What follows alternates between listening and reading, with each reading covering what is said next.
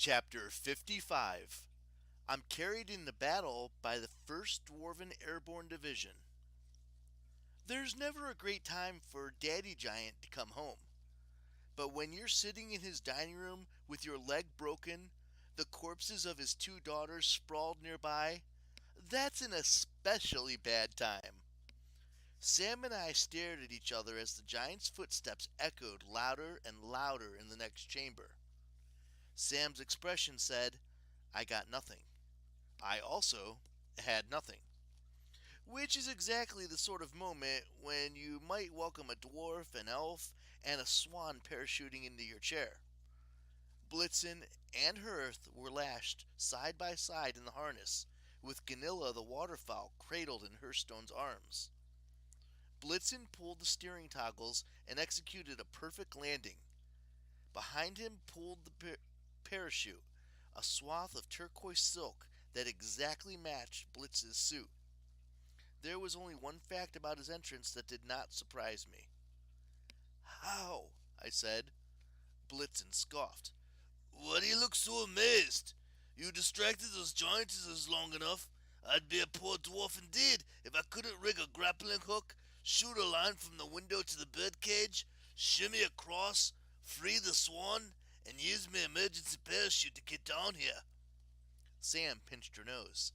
"You've had an emergency parachute this entire time?" "Don't be silly," Blitzen said. "Dwarves always carry emergency parachutes. Don't you?" "We'll talk about that later," I said. "Right now..." "Girls!" called the giant from the next room. His speech sounded a little slurred.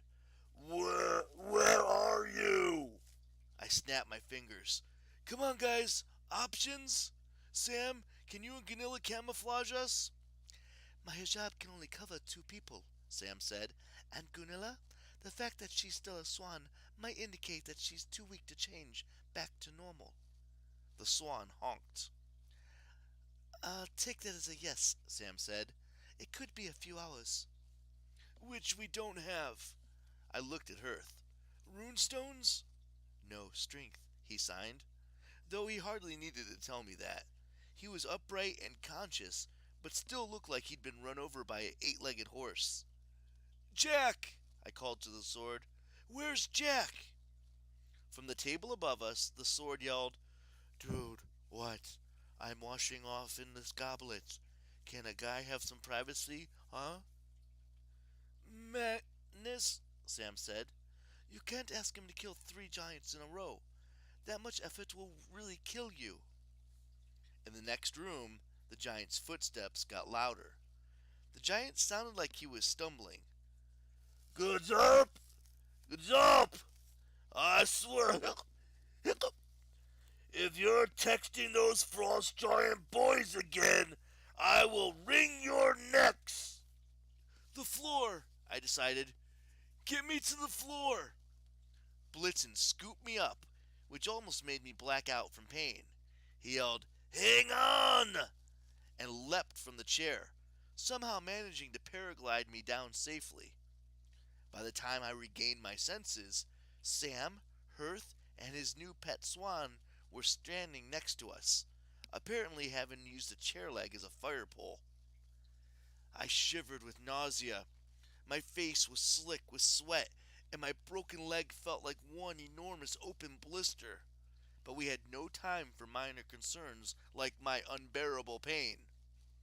Across the threshold of the dining room door, the shadows of the giant's feet got closer and darker, though they did seem to be weaving back and forth.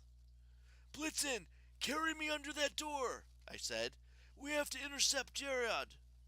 "Excuse me?" asked the dwarf. "You're strong. You're already holding me. Hurry!" Grumbling, he jogged off towards the door, every bound sending a stab of pain into the base of my skull. The parachute slithered behind us. Sam and Hearth followed, the swan honking unhappily in Hearthstone's arms. The doorknob started to turn. We ducked under the sill and charged out the other side, right between the giant's feet.